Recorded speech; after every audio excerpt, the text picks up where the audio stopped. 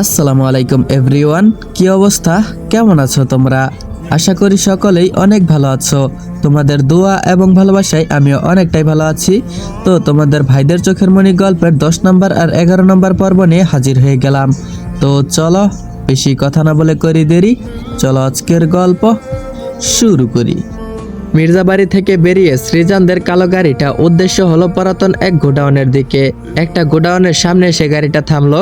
গাড়ি থেকে নেমে সৃজন ও সিয়াম গোডাউনের ভিতরে ঢুকলো। ভিতরে প্রবেশ করতেই অন্ধকার থেকে সোফায় বসে থাকা একজন বলে উঠলো, well done our country, Mohammad Srijan and Mohammad Siam Ahmed, please sit down. আবছা আলোতে লোকটার চেহারাটা বোঝা যাচ্ছে না, তবে সৃজন ও সিয়াম লোকটাকে সেটা জানে। ওদের বেশিরভাগ কালো ধান্দার ব্যবসা একসাথেই ডিল করা হয়। এক কথায় কালো বিজনেস পার্টনার। সৃজন বলল, হঠাৎ করে কানাডা থেকে জরুরি তলব কেন? লোকটা বলল, এই সুবর্ণ সুযোগ আছে একটা। এই সুযোগে মির্জাদের উপর তোমার ও আমার প্রতিশোধ নিতে পারবে। সিয়াম বলল, ভাইয়া ওই মির্জা বংশের কাউকে রাখবে না। ওদের কত বড় সাহস আমার গায়ে হাত তুলেছে। আর ওদের বোন উষার তো আমি সর্বনাশ করে ছাড়বো। ওরা তো জানে না কার সাথে পাঙ্গা নিয়েছে। মাফিয়া ওয়ার্ল্ডের লিডার আমি। ঈশা তো ঈশানকে আমি ছাড়বো না, প্রতিটা আঘাত দ্বিগুণ করে ফেরত দিব। সৃজন বলল, শান্ত হ ভাই, ওদের সর্বনাশ করতেই তো আমরা দেশে এসেছি। লোকটা বলল, আগামীকাল মির্জারা জিব্রানের পার্টিতে অ্যাটেন্ড করবে। আমরা কাল আমাদের কার্য সিদ্ধ করব। অবশ্য প্ল্যানটা আমাদের নয়। সৃজন বলল, তাহলে কার? লোকটা বলল, মাসপি শিকদার। এর আগেও 2বার ওষাকে মারতে চেয়েছে, এবারও ওষাকে মারার জন্য উঠে পড়ে লেগেছে। মাসপির আগে আমরা বাস্তবায়ন করব ওর প্ল্যান। আর বাই এনি চান্স ধরা পড়ে গেলে আর আমরা বেঁচে যাব, মাসপি শিকদার ফেসে যাবে। সৃজন বলল, আমাদের লাভ কি তাতে? লোকটা বলল, এত বছর ধরে কালো ধান্দার বিজনেস করে আসছি একসাথে, আর অথচ তোমার এইটুকু জ্ঞান হলো না। সিয়াম বলল, যদি বুঝিয়ে বলতেন। লোকটা বলল, আমি চিন্তা করছি সিয়াম তোমার মতো একদম মাথা মোটা কিভাবে মাফিয়াদের লিডার হয়। সিয়াম বলল, মুখ সামলে কথা বলুন, আপনি কিন্তু আমাকে অপমান করছেন। রেগে কথাটা বলল। লোকটা বলল, আরে সিয়াম রাগ করো কেন? এত কিছু বোঝো আর এইটুকু বোঝো না? এখন আমাদের সবচেয়ে বড় শত্রু হলো মির্জারা। 1 নাম্বার, ওদের কোম্পানির জন্য আমাদের বিজনেস মাটিতে মিশে যাচ্ছে। কেউ আমাদের প্রোডাক্টের উপর ডিল করতে রাজি হচ্ছে না। 2 নাম্বার, আদিল হচ্ছে একজন আন্ডারগ্রাউন্ডের সক্রিয় সদস্য। ও আমাদের হন্যি হয়ে খুঁজছে, আমাদের বেশ কিছু ইনফরমেশন ও জোগাড় করে ফেলেছে। 3 নাম্বার হলো ঈশাদের কারণে গতবার আমাদের বাস্কেট টিম হেরে গেছে। 4 নাম্বার, ঈশানের কারণে গত প্ল্যান যখন আমরা ড্রাগস পাচার করেছিলাম তখন পুলিশ আমাদের তথ্য জেনে যায়। বাকি রইল উষা। উষা কিন্তু তোমাদের দুজনকে কয়েক মাস আগে ব্যাংককে দেখে নিয়েছিল। উষা সেদিন শপিংয়ে গিয়েছিল। তোমরা যেদিন ব্যাংককে একজনকে অন্যতম বিজনেসম্যানকে গুলি করে মার্ডার করেছিলে, উষা পুরো ঘটনাটা দেখেছে, কিন্তু চিৎকার করে অজ্ঞান হয়ে যাওয়ায় তোমাদের মুখটা স্পষ্টভাবে দেখেনি। সৃজন বলল, ওয়েট, সেদিন তাহলে উষা দেখেছিল? ওর চিৎকারে মানুষ ওইখানে এসেছিল। অল্পের জন্য বেঁচে গিয়েছিলাম, কিন্তু আমরা সেদিন ওই বেচারাকে দেখতে পাইনি। চিৎকার শুনে ওইদিকে তাকাতেই দেখেছিলাম একটা মেয়ে ঢলে পড়ে গেছে। মানুষ এসে পড়ায় সেখান থেকে পালাতে হয়েছিল। লোকটা বলল, ইয়েস, সেটা উষা ছিল। সিয়াম বলল, আমরা আগামীকাল কি করব?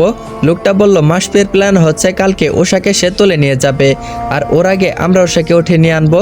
4 ভাইয়ের কলিজার টুকরা ওদের বোন। বোনকে তুলে আনলে ভাইয়েরা সুর করে চলে আসবে সেইখানে। কথায় আছে না, কান টানলে মাথা আসে। তবে আমি কাল সেখানে সামনে আসবো না। সবাই একসাথে থাকলে ধরা পড়ে গেলে যদি পুলিশ ধরে, তাহলে কাউকে তো জামিন করানোর জন্য বাইরে থাকতে হবে। আমি পুরো প্ল্যান তোমাদেরকে বুঝিয়ে দিব। সিয়াম বলল, আমার শুধু 2 ঘন্টার জন্য ওষাকে চাই। ওর 4 ভাইয়ের সামনে আমি ওর সর্বনাশ করব। তখন বুঝবে ঈশা তিশান আমার সাথে লাগার মজা। নিজের চোখের সামনে বোনের সর্বনাশ দেখবে, কিন্তু কিছু করতে পারবে না। শয়তানি হাসি দিয়ে কথাটা বলল। লোকটা বলল, ওকে, তোমার সব ইচ্ছার মূল্য দেওয়া হবে, তবে কাজটা কিন্তু নিখুঁতভাবে হওয়া চাই। সৃজন বলল, মির্জারা শেষ হলে আমাদের কোনো শত্রু থাকবে না। লোকটা বলল, না, আরেকজন আছে, সেটা অবশ্য আমাদেরই শত্রু। সিয়াম বলল, কে সে? লোকটা বলল, মাসপি শিকদার। মাসপিকে আমাদের রাস্তা থেকে না হাঁটালে আমরা শান্তি পাবো না। ওকে শেষ করলে আমাদের পথের কাটা শেষ হয়ে যাবে। ওর কারণে আমরা এত বছরে কোটি কোটি টাকার মালিক হতে পারলাম না। তাই পুরো প্ল্যানের দোষ মাসপির ঘাড়ে চাপিয়ে দিব। মির্জারা এমনি ওকে টার্গেটে রেখেছে। এখন আমাদের শুধু সব দোষ মাসপির ঘাড়ে চাপিয়ে দিলেই ওরা মাসপিকে ধরবে। সৃজন বলল, তাহলে আমাদের প্ল্যানটা হলো সাপও মরবে কিন্তু লাঠিও ভাঙবে না। Am I right? লোকটা বলল, ইয়েস। কানাডা থেকে তো অনেক মার্ডার করেছো, এবার শুধু মির্জাদের পৃথিবী থেকে বিদায় করতে পারলেই হলো। সিয়াম বলল, আমি বলে দিলাম ভাইয়া, উষাকে আমার চাই, আমার চাই। সৃজন বলল, ডোন্ট ওয়ারি ভাই, আমার মেয়েদের প্রতি কোনো নেশা নেই, কিন্তু তুই তো আবার মেয়েবাজ, তাই তুই অবশ্যই উষাকে পাবি। লোকটা বলল, সৃজন তুমি তো আদিলের অনেক ভালো বন্ধু। সৃজন বলল, রাখেন আপনি বন্ধু, আমি শুধু টাকা চিনি, টাকার জন্য নিজের আপন মানুষকেও খুন করতে দ্বিধাবোধ করি না, আর সে কোন জন্মের কোন বন্ধু। লোকটা বলল, তোমার আদিতির কথা মনে আছে, যার কারণে তুমি আদিলের সাথে ভেজাল করেছিলে? সৃজন বলল, ওর কথা ভুলি কি করে। লোকটা বলল, ওকে কিন্তু তুমি। সৃজন বলল, থামুন মিস্টার, এসব কথা বলে এখন না বলাই ভালো। আপনি তো জানুন, আপনি সেই কাহিনী নিয়েই এখন আমাকে ব্ল্যাকমেল করে এত দূরে নিয়ে এসেছেন। লোকটা বলল, আমি আবার মানুষের দুর্বল জায়গায় আঘাত করতে পছন্দ করি। সৃজন বলল, ওসব কথা বাদ দিন, দেয়ালেরও কান আছে। সিয়াম বলল, চলো ভাইয়া, অনেক রাত হয়েছে, এবার বাড়িতে ফিরতে হবে, অনেক দিন ধরে আহম্মদ বাড়িতে পা দেওয়া হয় না। সৃজন বলল, আচ্ছা মিস্টার, আসি, কালকে দিনের জন্য পুরো প্ল্যানটা কমপ্লিট চাই। সিয়াম বলল, আউচ, আহ ভাইয়া। সৃজন বলল, কি হয়েছে? ব্যস্ত হয়ে বলল, ভাই। সিয়াম বলল, আমার পা অনেক ব্যথা করছে। সৃজন বলল, কালকের দিনটা অপেক্ষা কর, মির্জাদের এর থেকেও বেশি কষ্ট পেতে হবে। লোকটা বলল, আরেকটা কথা সৃজন ও সিয়াম, মির্জাদের খুব কাছের মানুষ আমাদের সাথে হাত মিলিয়েছে, যদিও সে আমাদের দেখেনি, তোমাদের সাথে সেও থাকবে। মির্জারা তাকে দেখে আকাশ থেকে পড়বে। জানো তো, আপনজনের দেওয়া ধোকা বড্ড বেশি কষ্ট দেয়। পেছন থেকে ছুরিটা আপনজনরাই মারতে পারে, সেটার থেকে বড় কষ্ট কিছুই হতে পারে না। সৃজন বলল, কে সে? ব্রুকুচকে বলল। লোকটা বলল, সেটা সময় হলে তাকে দেখতে পারবে। সিয়াম বলল, আসছি আমরা। সৃজন ও সিয়াম বের হয়ে গেল। অন্ধকার রুমে থাকা ব্যক্তিটি অট্টহাসিতে ফেটে পড়ল।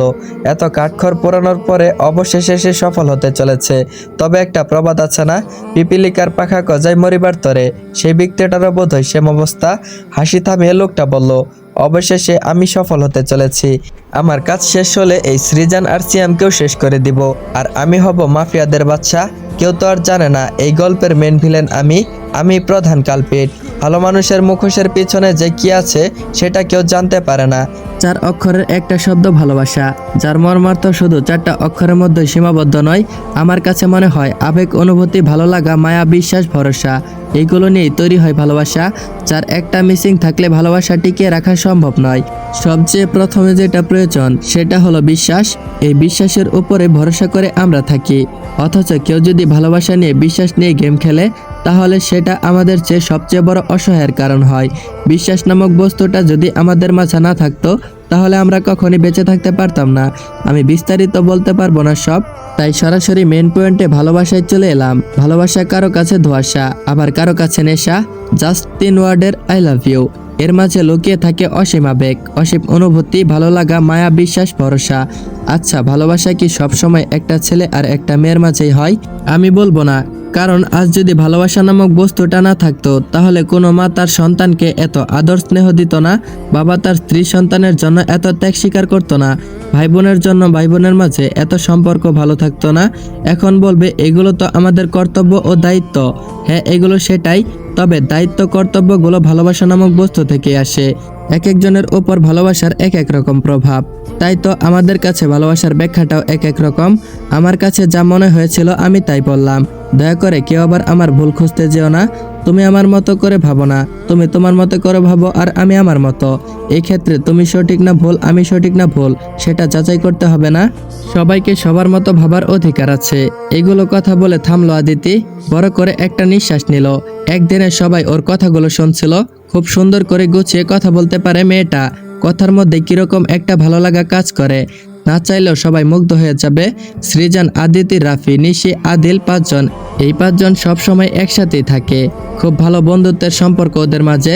সৃজন বলল, বাহ বাহ, এত সুন্দর করে ব্যাখ্যা করিস কি করে তুই? সেজন্যই তো বলি আজকাল কবি কবি ভাব তোর মাঝে। আদিল বলল, আদিতি ম্যাডাম, এত সুন্দর করে আপনি নিজের মনের কথাগুলো প্রকাশ করেন, আমরা তো আপনার মিষ্টি কথার প্রেমে পড়ে যাচ্ছি। নিশি বলল, সত্যি আদিতি, তোর কথা বলার ধরনটা অসাম, এত সুন্দর করে কি করে কথা বলিস তুই? ইয়ার আমাদেরও শিখিয়ে দে। আদিতি বলল, হয়েছে হয়েছে, এত পাম্পট্টি মারিস না, তোদের পামে পামে আমি ফুলে ডোল হয়ে যাচ্ছি। রাফি বলল, আদিতি রে, তোর কথার মুগ্ধতায় আমরা ঘরে চলে যাচ্ছি। কবে নাকি আবার পাবনার হেনায়েতপুরে আমাদের ভর্তি হতে হয়। সবাই একদম বোকা পেয়ে তোকে পাম্পট্টি মারে, আর তুইও পারিসও বটে। আদিতি বলল, রাফির বাচ্চা, তোকে আমি আলু ভর্তা বানাবো, শয়তান একটা। রাফি বলল, আমার বাবার নাম সুমন, যদি তোর বকতেই হয় তাহলে সুমনের বাচ্চা বলিস, দয়া করে রাফির বাচ্চা বলিস না। আদিতি বলল, তোকে আমি বলে আদিতের হাতে থাকা খাতাটা দিয়ে ইচ্ছে মতো মারতে লাগলো রাফিকে। ফোনের আওয়াজে ভাবনা ভাঙলো আদিলের। বাগানে দাঁড়িয়ে আছে অনেকক্ষণ ধরে। পরন্ত বিকালে সূর্যের লাল আভা ওর মুখে পড়ছে। অনেকদিন ধরে পুরনো সেই কলেজ জীবনে ফিরে গিয়েছিল। 5 বন্ধু বান্ধবীর দিনগুলো খুব ভালোভাবেই কাটছিল, কিন্তু একটা দুর্ঘটনায় সব এলোমেলো হয়ে গেল। এখন কারো খবর কেউ জানে না। 5 জন আজ 5 দিকে। হয়তো এইবার সৃজন না আসলে ওদের কথা মনেও হতো না। এসব কথা মনে করে যখনই ফোনের দিকে তাকালো, ফোনের স্ক্রিনে জিবরানের নামটা স্পষ্টভাবে ভাসছে। জিবরানের সাথে কথা বলে একটা গিফট বক্স নিয়ে ভিতরে ঢুকলো। একজন এসে গিফটের বক্সটা দিয়ে গেল। ভিতরে ঢুকতেই ঈশাত ও ঈশানের সাথে দেখা হলো। দুজন সোফায় বসে মোবাইলে গেম খেলছে। ঈশাত বলল, ভাইয়া তোমার হাতে কি? আদিল বলল, চোখে দেখিস না। ঈশান বলল, এটা কার গিফট আর কে পাঠালো? আদিল বলল, জিবরান বনুর জন্য ড্রেস পাঠিয়েছে। আজ রাতে বনুকে এই ড্রেস পরাতে বলেছে। ঈশাত বলল, ওর সাথে বিয়ে হলে আমাদের বনু নিশ্চয়ই অনেক ভালো থাকবে, অনেক ভালোবাসে বনুকে। আদিল বলল, তোদের কারো ইনভাইট করার আছে? থাকলে তুই ইনভাইট করতে পারিস যদি কেউ বিশেষ থাকে। ঈশাত বলল, ভাইয়া তারিনদের ইনভাইট করেছে। আদিল বলল, তারিনদের তো ফুল ফ্যামিলিকে জিবরান নিজে গিয়ে ইনভাইট করে এসেছে। ঈশান বলল, কি রে ঈশাত, তুই আবার তারিনদের খবর নিচ্ছিস কেন? ব্রুনা চেয়ে কথাটা বলল। ঈশাত বলল, আঙ্কেল আমাদের বিজনেস পার্টনার তাই। ঈশান বলল, বিজনেস পার্টনারের খবর নিচ্ছিস নাকি লাইফ পার্টনারের, সেটা আমি ভালো করেই জানি। ঈশাত বলল, চুপ করবি তুই। ঈশান বলল, ভাইয়া নুহা যাবেন আমাদের সাথে। আদিল বলল, ও তো আমাদের বাড়ির সদস্য, ও তো যাবেই, তবে একটা কথা আছে। ঈশান বলল, কি কথা? আদিল বলল, ছেলেরা যার যার বিশেষ মানুষকে আজকের জন্য পার্টিতে গিফট করতে পারবে। তাদেরকেও থাকলে তোরা গিফট করতে পারিস। তাই তো জিবরান আমার বোনকে গিফট করেছে। আমি উপরে গেলাম বনুকে গিফটের বক্সটা দিয়ে আসতে। আমারও এক জায়গায় যেতে হবে। শেষের কথাটা বিড়বিড় করে আদিল উপরের রুমে চলে গেল। ঈশাত ঈশান দুজনে পড়ে গেল বিপাকে। গেমস খেলা ছেড়ে দুজনেই ছুটলো মার্কেটে। আদিল গিফটটা রেখে অথয়ের বাসার দিকে ছুটলো। সবার বিশেষ মানুষ থাকবে আর তার বিশেষ মানুষটা থাকবে না, সেটা তো আদিল হতে দিতে পারে না। সন্ধ্যায় নোহা রুমে এসে পড়ে গেল বিপাকে। পার্টিতে যাওয়ার জন্য কোনো ভালো ড্রেস নেই। কি পরবে সে এখন? অথচ 1 ঘন্টার মধ্যে তৈরি হয়ে সবার সাথে যেতে হবে। এত করে বারণ করলো সবাইকে, কিন্তু কেউ কিছু শুনলো না। অথচ ওর কথা শুনে উষা বলল, যদি নোহা না যায় তাহলে উষাও যাবে না। নোহা রুমে এসে ধপাস করে খাটে বসে পড়ল। হঠাৎ চোখ গেল টেবিলের উপর। সেখানে পাতা কালারের পেপার দিয়ে পেঁচানো বিশাল বড় একটা গিফটের বক্স। নোহা বলল, এটা কি? এত বড় গিফট বক্স কে রেখে গেল এখানে? খুলে দেখি তো এটা কি আছে। এ মা, এখানে দেখি কত সুন্দর একটা গাউন, হালকা গোলাপি কালার। ওয়াও, কত সুন্দর। কে রেখে গেল এটা? নিশ্চয়ই ভাই ওদের কাজ। আমি বরং জলদি করে তৈরি হয়ে নেই। নোহা তৈরি হতে চলে গেল। দরজার আড়াল থেকে ঈশান মুচকি হেসে সরে গেল। ঈশানের দ্বিধা ছিল যে নোহা এই ড্রেসটা পছন্দ করবে কিনা। এখন যেহেতু পছন্দ হয়ে গেছে, তাহলে তো খুশি হবারই কথা। ঈশান খুশি মনে তৈরি হতে চলে গেল। কলিং বেলের শব্দে বিরক্ত তারিন। মানুষের কি কোনো কমন সেন্স বলতে নেই? এভাবে কলিং বেল কে বাজিয়ে যাচ্ছে? মেজাজটা গরম হয়ে গেল। তারিন বলল, কেউ কি বাসায় নেই নাকি? সবাই কোথায় মরেছে? কখন থেকে দরজায় কোন গাধা যেন কলিং বেল বাজিয়ে যাচ্ছে। তোর ভালো লাগে না? তারিন বিরক্ত হয়ে দরজা খুলে দিল, কিন্তু দরজার অপর পাশে কাউকেই দেখতে পেল না। মহাবিরক্ত তারিন দরজা লাগানোর সময় নিচের দিকে তাকাতেই অবাক হয়ে গেল। লাল গিফট পেপারে মোড়ানো একটা বক্স হাতে তুলে নিয়ে অবাক হয়ে গেল আবারও। ওপরে লেখা, শুধু তোমারই জন্য। কে পাঠাতে পারে সেটা নিয়ে গবেষণায় চলে গেল তারিন। বক্সটা খুলতে আরেক দফা অবাক। ভেতরে পেঁয়াজ কালারের একটা বিশাল বড় গাউন। তারিন বলল, কে পাঠালো এটা? ঈশান বেবি পাঠায়নি তো। আমার তো মনে হয় না ঈশান পাঠাবে। ও তো আমাকে সহ্যই করতে পারে না। যে খুশি সে পাঠাক, আমার কি? আমার তো ভীষণ পছন্দ হয়েছে। আজ আমি এই গাউনটাই পরবো। খুশি মনে গিফটটা নিয়ে দরজা আটকে দিল। দেয়ালের আড়াল থেকে ঈশাত বের হয়ে বড় একটা নিঃশ্বাস ছাড়লো। ঈশাত বুকে ফু দিল। আর একটু দেরি হলে তারিন দেখে ফেলতো তাকে। তারিন এটা পরবে সেটা শুনে ঈশাত খুশি। আর কিছু চাই না তার। বাইক নিয়ে বাড়ির উদ্দেশ্যে রওনা দিল ঈশাত। খুব সুন্দর করে পার্টির ডেকোরেশন করা হয়েছে। জিবরান নিজে তদারকি করেছে, কোথাও যাতে বিন্দুমাত্র কমতি না থাকে। চারদিকে আলোকসজ্জা, রং বেরঙের লাইট, পার্টি লাইট, বেলুন, বাহারি ফুল দিয়ে সাজানো কনসার্ট। পুরো পার্টিটা প্ল্যানিং করা হয়েছে, আভিজাত্য কনসার্ট করা হয়েছে। জিবরানের পরনে লাল শার্ট ও লাল কোট, সাথে কালো প্যান্ট। চুলগুলো এলোমেলো করে সেট করা, পায়ে কালো শোজ, অনেক সুন্দর লাগছে দেখতে। কিছু সময় পর একটা মাইক্রো এসে থামলো গেটের সামনে। মাইক্রো থেকে নামলো 4 ভাই। জিবরান তাকিয়ে আছে কখন তার প্রিয়সী নামবে। আদিল ও অর্ণবের হাত ধরে গাড়ি থেকে নামলো তার নীলপরি, মাথায় রানীর মুকুট, বিশাল বড় লাল গাউন। অসম্ভব সুন্দর লাগছে উষাকে। জিবরান মুগ্ধ হয়ে উষাকে দেখছে। চোখের পলকও পড়ছে না। লাল রংটা জিবরানের একটু বেশি পছন্দ, তাই ওষাকে লাল কালারের গাউন গিফট করেছে। 4 ভাইয়ের মাঝখানে ওষা, এখনও ওষার 2 হাত ধরে 2 ভাই মাঝখানে অর্ণব ও আদিল ধরে রেখেছে। 5 ভাই বোন একসাথে গেট দিয়ে প্রবেশ করলো। অথই গাড়ি থেকে নেমে কতগুলো বডিগার্ডের সাথে ভয়ে ভয়ে ভিতরে ঢুকলো। হাত পা অলরেডি কাঁপছে, জীবনে কখনো এসব বড়লোকদের পার্টিতে আসেনি। ভীষণ নার্ভাস ফিল করছে, কিরকম অসহ্যকর পরিস্থিতি। বডিগার্ডদের মধ্যে একজন বলে উঠল, ম্যাম আপনি ওই দিকটায় যান, আপনার জন্য স্যার অপেক্ষা করছে। কথাটা বলা শেষ হতে দেরি, কিন্তু বডিগার্ডদের চলে যেতে দেরি হলো না। অথয়ের মাথায় কিছুই ঢুকছে না। অথয় বলল, কে ওদের স্যার? এখানে আমাকে কেন নিয়ে এসেছে? আমায় এখানে কিডন্যাপ করার মানে কি? আমি এই পার্টিতে কি করব? কিছুই ঢুকছে না আমার মাথায়। এসব পার্টি সার্টি তো ভালো নয়, কেউ কি আমার ক্ষতি করতে এখানে নিয়ে এলো? আমি তো জানি কাউকে কিডন্যাপ করলে অন্ধকার ঘরে বেঁধে রাখে, আর আমায় কেউ কেন এখানে তুলে নিয়ে এসেছে, তা আবার সুন্দর করে সাজিয়ে এইখানে পার্টিতে নিয়ে এলো। মাথা ঘুরছে, কিছুই বুঝতে পারছি না কি হচ্ছে আমার সাথে। এসব ভাবতে ভাবতে এগোতে লাগলো সামনের দিকে। কিছু সামনে এগিয়ে যেতে একটা ছেলেকে দেখতে পেল, পিছনে ঘুরে রয়েছে। পরনে পুরো ডার্ক ব্লু কোট আর প্যান্ট, হাতে ম্যাচ করা সেম কালারের দামি ব্র্যান্ডের ঘড়ি জুতা। এক হাত পকেটে গুজে আকাশের দিকে তাকিয়ে আছে। অথই ইতস্ত হয়ে সামনে এগিয়ে হাত কসলাতে কসলাতে জিজ্ঞেস করলো, আমাকে এইখানে তুলে এনেছেন কেন? ভয়ে ভয়ে কথাটা বলল। আদিল কারো মিষ্ট কণ্ঠ পেয়ে পিছনে তাকিয়ে অবাক হয়ে তাকিয়ে রইল। এত সুন্দর লাগছে কেন অথয়কে?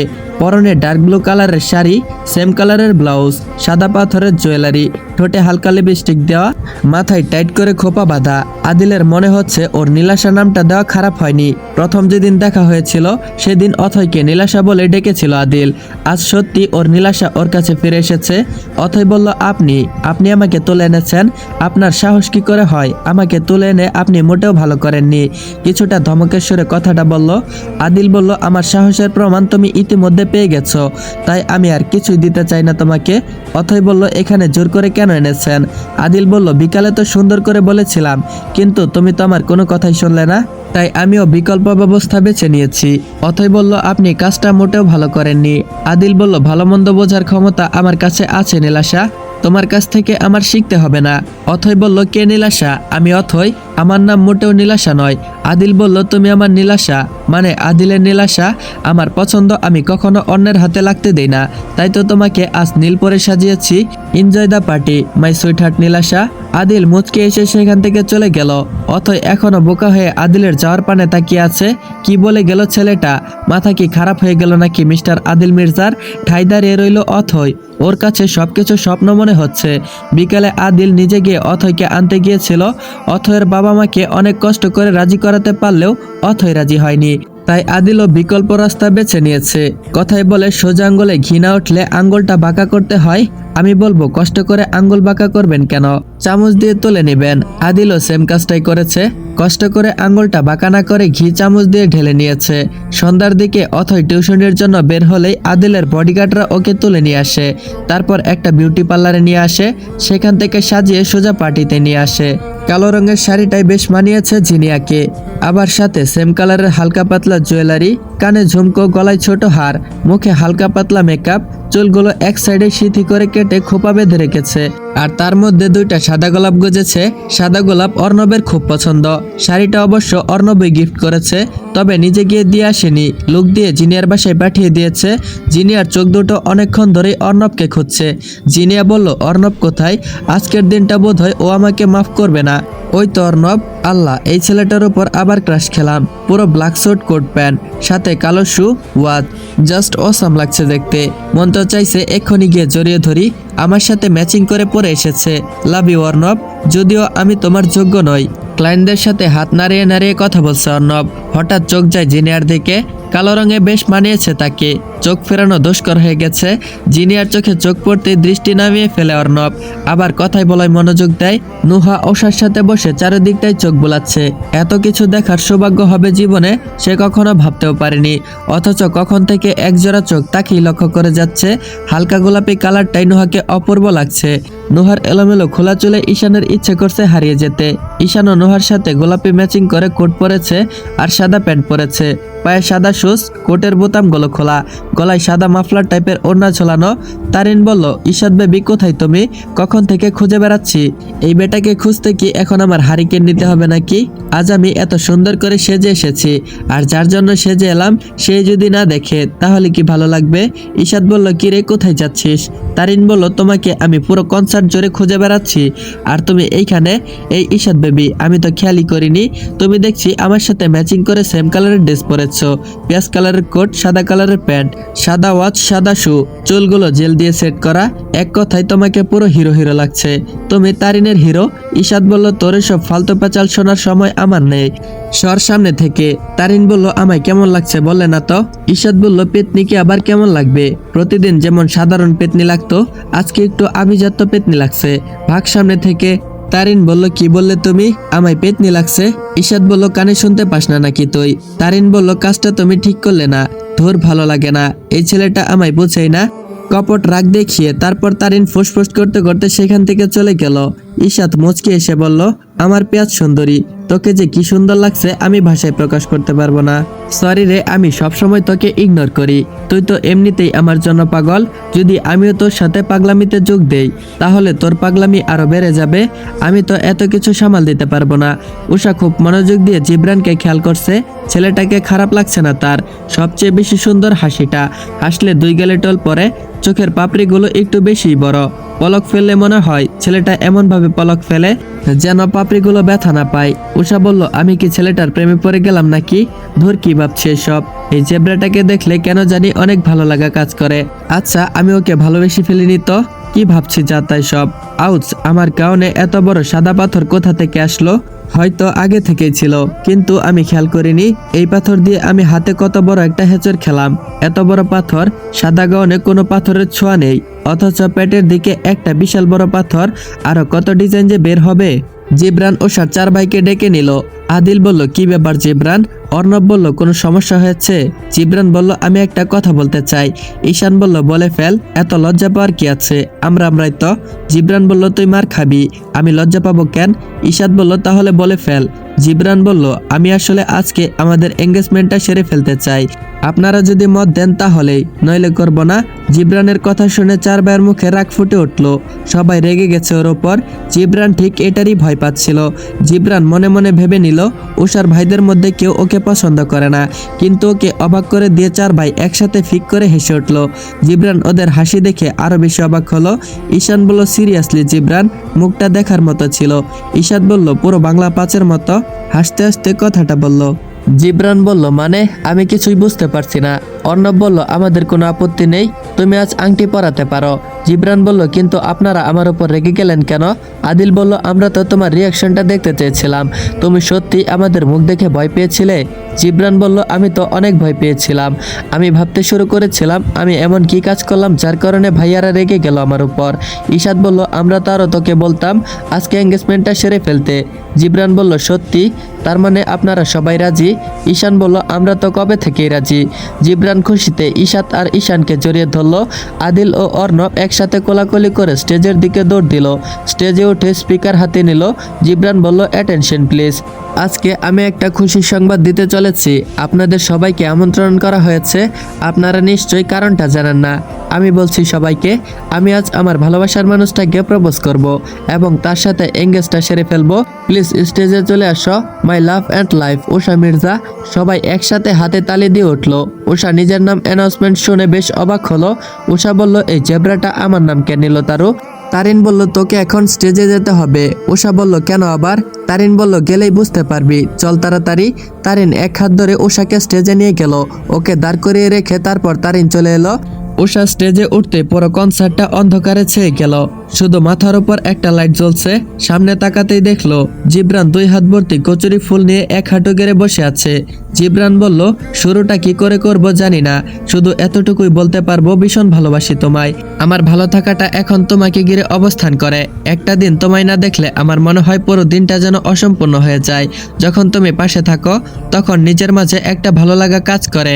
অনেক আগে থেকেই তোমায় ভালোবাসি, কখনো বলা হয়নি আর কখনো ভাবতে পারিনি এসব কথা তোমাকে বলতে পারবো। তুমি কি আমার আকাশ হবে, যেখানে শুধু তোমার ও আমার অস্তিত্ব থাকবে। তুমি আমার ভালো থাকার কারণ হবে, যাতে তুমি আমার পাশে থাকলে বিষণ্ণতা আমায় ছুঁতে না পারে। তুমি কি আমার অর্ধাঙ্গিনী হবে, যাতে করে তোমার সাথে আমি বাকিটা জীবন কাটাতে পারি। I love you, I really really so love you. Please accept me.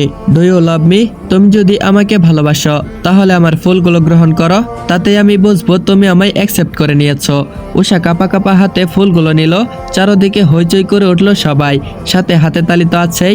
উষার ভীষণ ভালো লাগা কাজ করছে জিবরানের জন্য। এইদিকে অথয়কে সবার সাথে পরিচয় করিয়ে দিল আদিল। অর্ণব, আদিল, জিনিয়া, অথয়, তারিন, তারিকুল, মাহমুদ আরো বেশ কয়েকজন একসাথে কথা বলছে। অর্ণব আর চোখে জিনিয়াকে খেয়াল করছে, সেটা জিনিয়া টের পেয়ে মুচকি আসছে। অথয় চুপচাপ দাঁড়িয়ে আছে। তারিন এক নাগারে বকবক করেই যাচ্ছে আর আশেপাশে তাকিয়ে ইশাদকে খুঁজছে। উষা বাম হাতের অনামিকা আঙ্গুলটায় সাদা আংটিটা চিলিক মারছে। কিছু সময় আগে উষা ও জিবরানের এঙ্গেজমেন্ট সম্পন্ন হয়েছে। উষার কাছে সবকিছু স্বপ্ন মনে হচ্ছে। সব ও ভাবতেও পারছে না এখন ও কারো বাগদত্তা। ফুলগুলো নেওয়ার পর জিবরান পকেট থেকে একটা লাল বক্স বের করে উষার দিকে এগিয়ে দিল। বক্সের ভিতরে আংটিতে খুব সুন্দর করে ডায়মন্ডের পাথরগুলোতে যে অক্ষরটা দেখা যাচ্ছে। উষা ইতস্তত হয়ে হাতটা এগিয়ে দিল। করতালির মাধ্যমে দুজনের আংটিটা বদল হয়ে গেল। উষা চেয়ারে বসে এখনো ঘরের মাঝে আছে। তখনই ওর সাথে চেয়ারে বসলো ইশাত ও ঈশান। ইশাত উষাকে শুনে শুনে বলতে লাগলো, বুঝলি শান, আমার মনে হচ্ছে বেচারা জিবরান অনেক বড় একটা ঝামেলা কাঁধে নিল। ঈশান বলল, আমি তো চিন্তা করছি জিবরান বনুকে সামলাবে কি করে। বেচারা জিবরানের জীবন তো শেষ করতে আমার বনু একাই যথেষ্ট। উষা বলল, কি বললি তুই? চোখ দুটো ছোট ছোট করে বলল। ঈশান বলল, কেন শুনতে পাসনি? তোকে শুনে শুনেই তো বললাম। ইশাত বলল, জিবরানের মনে হয় এবার গলায় কলস বেঁধে বুড়িগঙ্গায় ঝাঁপ দিতে হবে। উষা বলল, কেন? ঈশান বলল, কেন আবার? তোকে আমরা 4 ভাই সামাল দিতে পারি না? 4 ভাই সামাল দিতে গিয়ে হিমশিম খাই, আর সেখানে বেচারা তো একাই। ইশাত বলল, আমি বুঝলাম না, জিবরান যেচে এসে বোনের মতো একটা আপদ ঘাড়ে নিল কেন? খাল কেটে কুমির ঢোকালো নিজের বাড়িতে। ঈশান বলল, ওকে বিয়ে করে ঘরে বউ করে নিয়ে গেলে পাগল হয়ে একদিন বাড়ি ছেড়ে তারপর পাবনায় আশ্রয় নিতে হবে। উষা বলল, ভাইও তোদের কি আমার সাথে এখানেও লাগতে হবে? তোদের জন্য কোথাও গিয়ে আমার শান্তি হবে বলে আমি দেখছি না। ইশাত বলল, আর যাই বলিস শান, আমাদের বাড়ি থেকে শাকচুন্নিটা তো বিদায় হবে। যদি ও বিদায় হয় তাহলে সেই দিন রাতেই আমাদের বাড়ির ছাদে একটা পার্টি দিব। কি বলিস তুই? ঈশান বলল, আইডিয়াটা মন্দ না। উষা বলল, তোদের যা ইচ্ছা তাই করিস। ঈশান বলল, করবই তো, তোকে বলে করবো নাকি? ওদের কথার মধ্যে জিবরান এসে গেল। তারপর চেয়ার টেনে বসতে বসতে জিজ্ঞাসা করলো। জিবরান বলল, কিরে, কি কথা হচ্ছে ভাই বোনের মাঝে? ইশাত বলল, তোকে আমাদের মাঝে নাক না গলালেও চলবে। ঈশান বলল, সবকিছুতে তুই এখন হবু বউয়ের পক্ষ টেনে কথা বলবি, তোকে হারে হারে চিনি আমরা। ইশাত বলল, আগে থেকেই তো পক্ষ নিয়ে কথা বলেছিস, আর এখন তো ও তোর হবু বউ। জিবরান বলল, আমি কি কিছু বলেছি নাকি? ঈশান বলল, বলিসনি, কিন্তু বলতে কতক্ষণ? জিবরান বলল, এসব কথা বাদ দে। ঈশান, চল স্টেজে গান গাইবি, অনেকদিন হলো তোর গলা থেকে গান শুনি না। উষা বলল, গান গাইবে, তাও আবার ছোট ভাইও? How funny. সেরা একটা জোকস ছিল। হাসতে হাসতে কথাটা বলল। ঈশান বলল, হাসছিস কেন? আমি কি গান গাইতে পারি না নাকি? তুই কি ভেবেছিস আমায়? উষা বলল, তুই গান গাওয়া শুরু করলে কাকও ভয় পেয়ে যাবে, ভাববে এই রাতের বেলায় তাদের জাত ভাই কোথা থেকে এলো। ভাইও প্লিজ, তোর ওই বেসুরি গলায় গান গেয়ে সবাইকে হার্ট অ্যাটাকের রোগী বানাস না। তুই গান শুরু করলে দেখা যাবে পুরো কনসার্ট খালি হয়ে গেছে, সবাই পালাবে এখান থেকে। কাকও অপমানিত হয়ে যাবে তোর গান শুনে। বেচারা কাক তোকে গালি দিয়ে বলবে, এর থেকে ওদের নিজেদের কাকা ডাকটাই অনেক ভালো। ঈশান রেগে ওর দিকে তাকালো। উষা বলল, ওইভাবে তাকিয়ে লাভ নেই, যা সত্যি তাই বলেছি। তুই গান গাইলে সাউন্ড বক্সও ফেটে যাওয়ার ঝুঁকি আছে। তুই তো বাথরুম সিঙ্গার, বাথরুমে যেইভাবে চিৎকার চেঁচামেচি করে গান গাস ঠিক তেমনই সেইখানেও শুরু করবে। সাউন্ড বক্স নষ্ট হয়ে যাবে, সেটা কোনো সমস্যা নেই, তবে তোর চিৎকারে মানুষগুলো যে অজ্ঞান হয়ে যাবে তাদেরকে সামাল দিবে। ঈশান বলল, কি, আমি বাথরুম সিঙ্গার? দাঁড়া তুই, আমি তোকে এবার চাটনি বানাবো। উষা ও ঈশান দুজনেই ছুটলো, উষা আগে আর ওর পিছনে ঈশান। উষা কনসার্টের উল্টো দিকে দৌড় দিল। দৌড়াতে দৌড়াতে কখন যে পিছনের দিকে এসে পড়েছে খেয়ালই করেনি। ঈশানকে ওর পিছনে দেখতে পারছে না। কনসার্টের পিছনটাই অনেকটাই পুরো নির্জন ও শুনশান, কোনো মানুষ নেই। হঠাৎ উষা কারো মানুষের ছায়া দেখতে পেল। ঈশান ভেবে দেয়ালের পিছনে লুকালো। তখনই পিছন থেকে উষার নাকে রুমাল চেপে ধরল কেউ। উষা অজ্ঞান হয়ে গেল। আসসালামু আলাইকুম এভরিওয়ান।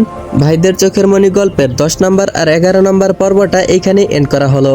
তো গল্পটা তোমাদের কাছে কেমন লাগতেছে আর আজকের পর্বটা কেমন হয়েছে অবশ্যই কমেন্ট বক্সে জানিয়ে যাবা। আর হ্যাঁ গাইস, আজকের ভিডিওর টার্গেট হলো এই ভিডিওতে যদি তোমরা একদিনে 200 কমেন্ট আর 1000 লাইক কমপ্লিট করতে পারো তাহলে পরবর্তী পর্বটা আজকের ভিডিওর মতোই বড় করে দিব অথবা এর থেকেও বড় করে দেওয়ার চেষ্টা করব। তো গাইস, তোমরা যারা যারা চ্যানেলে নতুন এখনো চ্যানেলটা সাবস্ক্রাইব করো নাই তারা অবশ্যই চ্যানেলটা সাবস্ক্রাইব করে বেল আইকন নোটিফিকেশনটা অন করে রাখবা, যাতে করে পরবর্তী পর্ব আসার সাথে সাথেই তোমরা দেখতে পারো। তো দেখা হচ্ছে পরবর্তী পর্বে, ততক্ষণ পর্যন্ত সবাই ভালো থাকবা, সুস্থ থাকবা। আল্লাহ হাফেজ।